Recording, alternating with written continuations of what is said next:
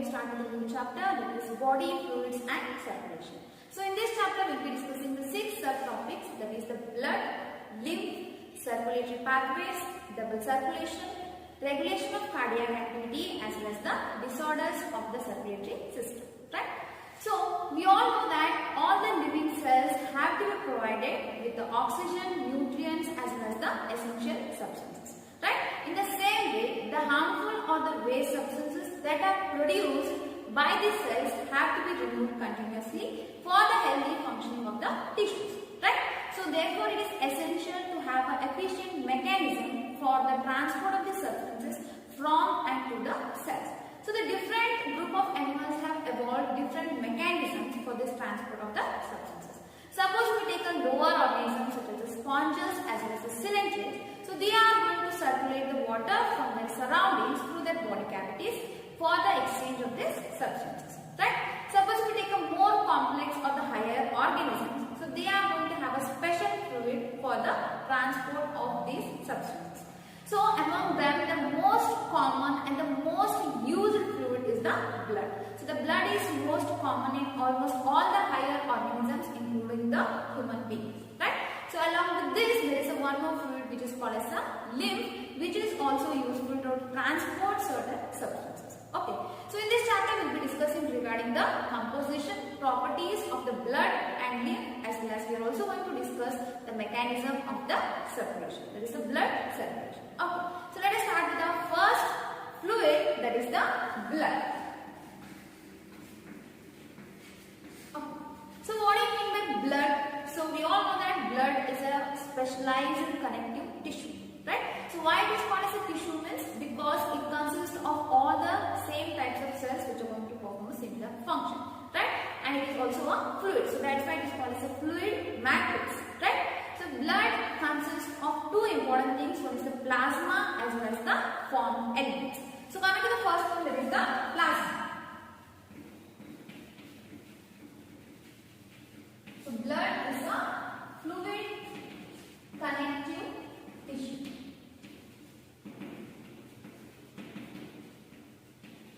Or it is also called as a specialized connective tissue. So this consists of the fluid matrix, that is plasma as well as the formed elements. So coming to the first one, that is plasma. So what is this plasma means? So this is a straw colored. It is straw colored viscous fluid. So it is a straw colored viscous fluid. So what do you mean by straw colored means? It is a pale yellow color. So the pale yellow color is generally called as a straw color.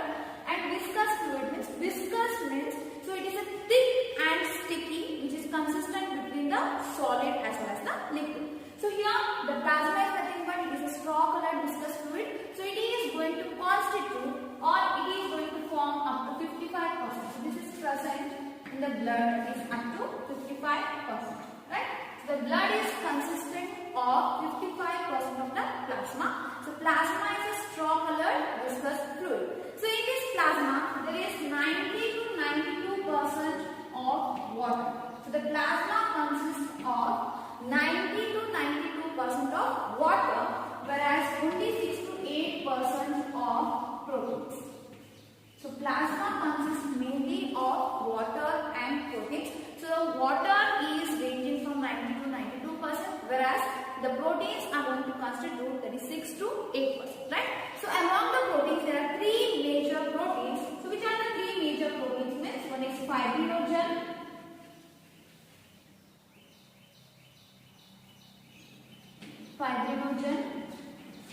globulins and albumins. Right. Okay. So these fibrinogens are going to help in the clotting or coagulating of the blood. So globulins are going to help in the defense mechanism, whereas albumins are going to help in the maintaining of the osmotic balance. Right. So these three, the fibrinogen, globulins and albumins are called as the major proteins which are present in the blood plasma. So not only these proteins as well as the water, so along with this water and the proteins, there are also certain minerals present in the plasma. So which are the minerals which are present in the blood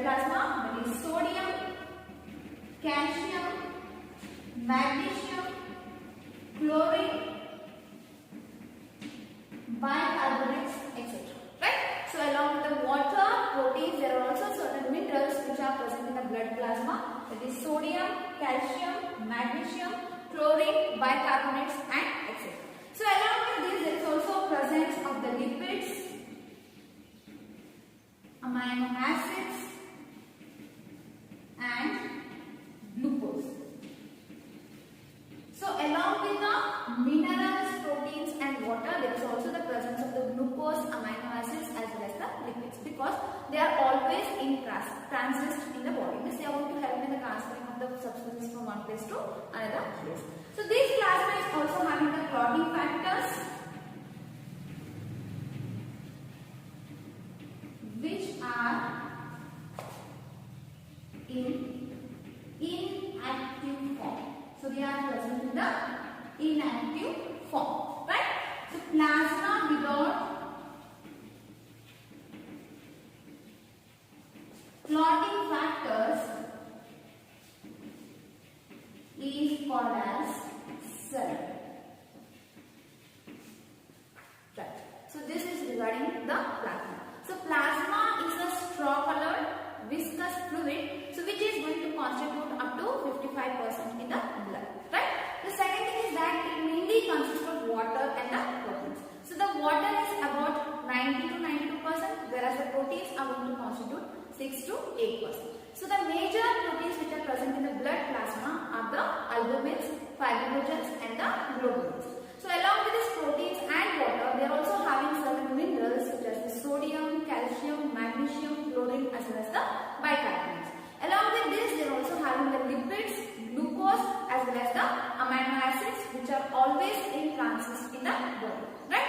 So blood plasma also consists of the clotting factors or the coagulating factors, so which are usually present in the inactive form. Right? So the blood plasma which is without the clotting factors is usually said to be a cell. Right? So that's what we got in the plasma. So now let us discuss the second thing which is going to be present in the blood, that is the formed elements.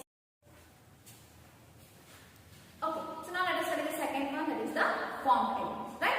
So the formed elements means erythrocytes, leukocytes and platelets. So all these three together they are called as the formed elements. Right? And they are going to constitute up to 45%. So the blood is going to have the plasma as well as the formed elements. So the plasma is going to constitute up to 55%, whereas the formed elements are going to constitute up to 45%. Right? So now let us study them one by one. Coming to the first one, that is the erythrocytes. Erythrocytes are generally called as a red blood cells. Right?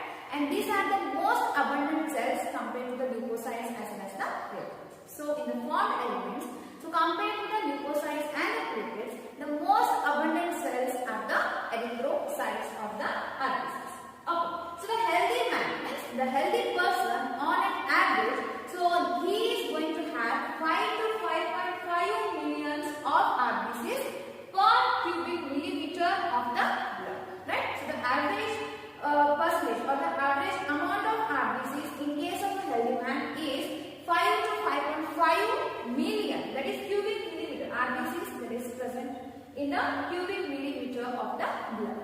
So the next thing is that these are formed in the red bone marrow in the adults. Right? We all know that inside the bone we are having a bone marrow. So this bone marrow is the main place where it is going to produce the blood cells as well as the lymphocytes. So here also the red blood cells are formed in the red bone marrow in case of the adult cells. So these are generally, RBCs are enucleated, means the nucleus is absent in case of the RBCs, that is these are devoid of nucleus. Devoid means they are going to lack or they are not having the nucleus. So then the shape in the adult RBCs, in the adult person generally the shape is biconvex. The shape of the RBC is biconvex. So they are usually red in color. Obviously the RBC is white, that is the erythrocytes, why they are called as red blood cells? It is due to the color. So they are red in color, hence they are called as a red blood cells. So what is the main reason for this red color? It is due to the presence of the iron containing complex protein, that is hemoglobin. Right? So hemoglobin is a red colored iron containing complex protein. So the hemoglobin in a healthy person, it is average. In average, it is present from 12 to 16 grams. It is in 100 ml of the blood. So the normal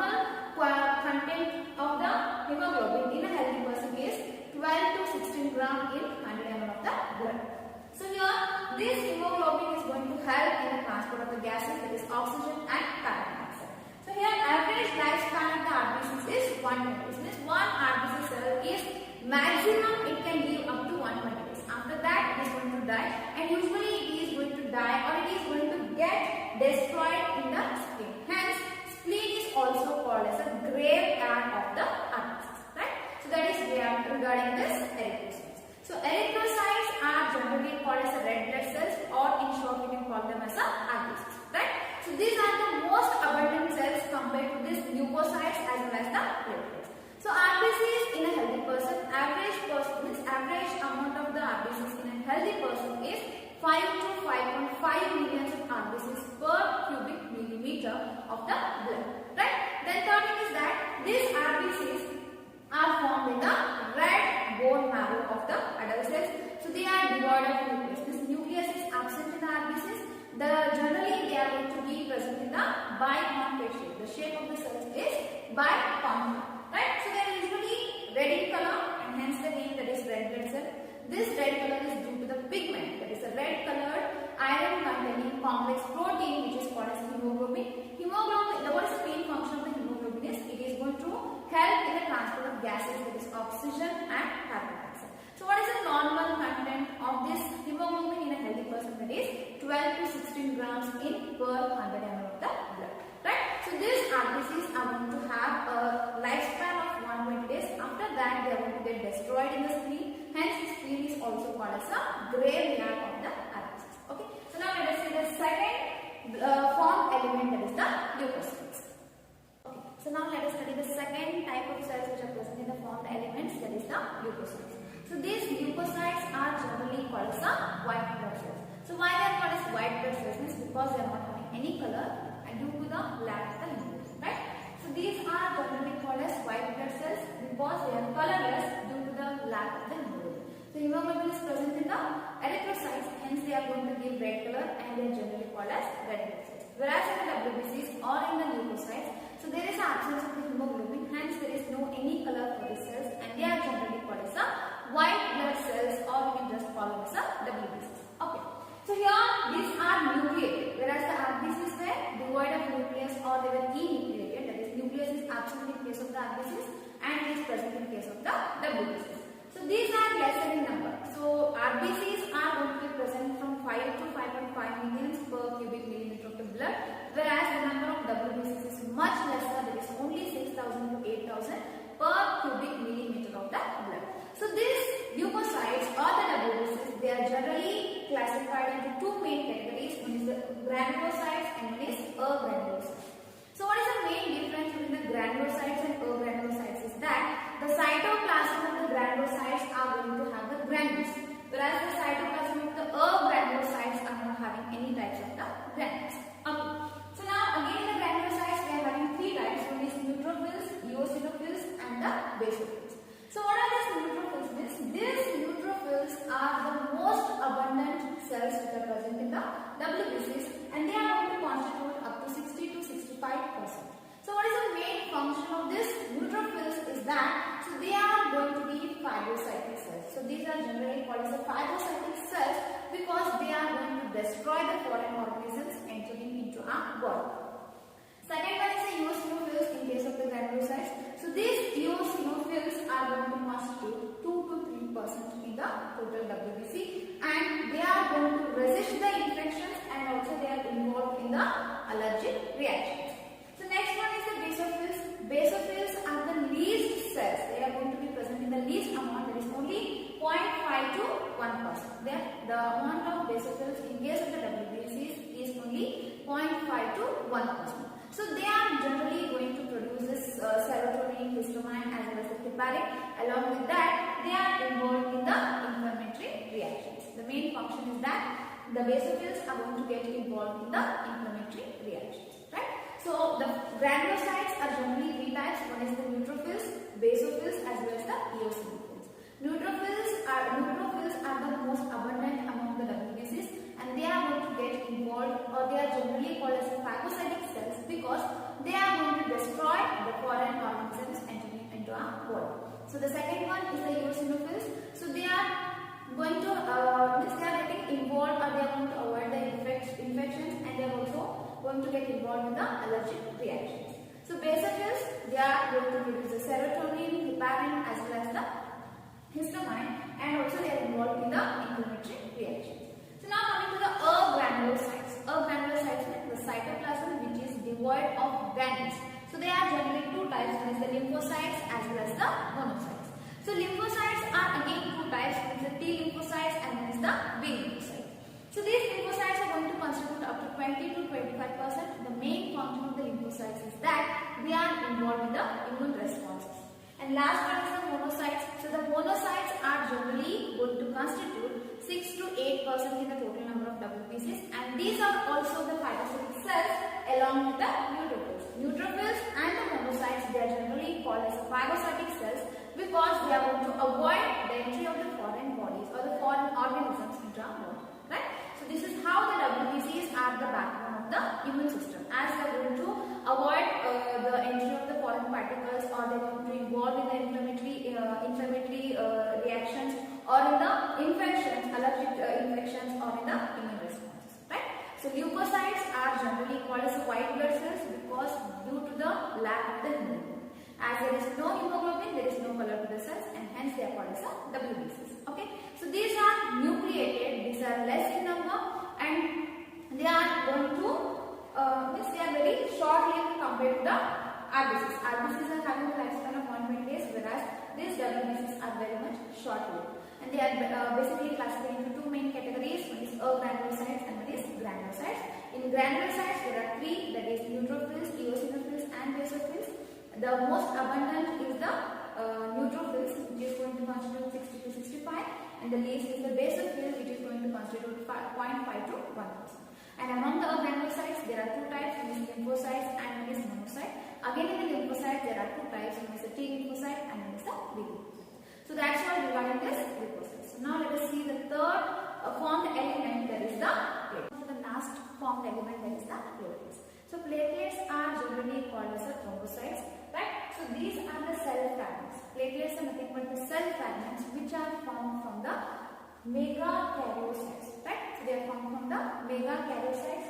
So they are normally, this the amount of platelets which are present in the blood, normally in the blood. So there is 1,50,000 to 3,50,000 platelets per cubic millimeter of the blood.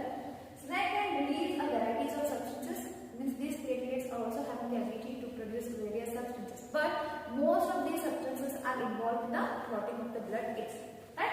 So a reduction in their number means if the number of platelets are reduced in a person, so that can lead to the clotting disorders, right? So which will lead to the excessive loss of the blood from the body, right?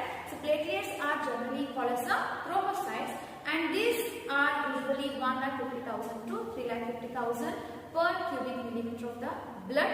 So if they are also having the ability to produce the various substances, but most of the substances that are produced by these platelets are involved in the clotting of the blood or the coagulation of the blood, right? So these platelets are the cell fragments which are produced by the special type of the megakaryocytes. So if there is a reduction in the number of platelets, so that is going to lead to the clotting disorders, and this is going to lead to the excessive loss of the blood from the body, right? So that's all for the today's class. In this class, we have been discussed regarding the composition of the blood. So the blood is a specialized connective tissue, mainly consisting of the blood plasma as well as the formed elements. So the blood plasma is going to constitute up to 55%, whereas the formed elements, that is the erythrocytes, lymphocytes, and the platelets. So together they are called as formed elements, and they are going to constitute up to 45%, right? So in the next class, we will be discussing the further topics of this chapter. Thank you.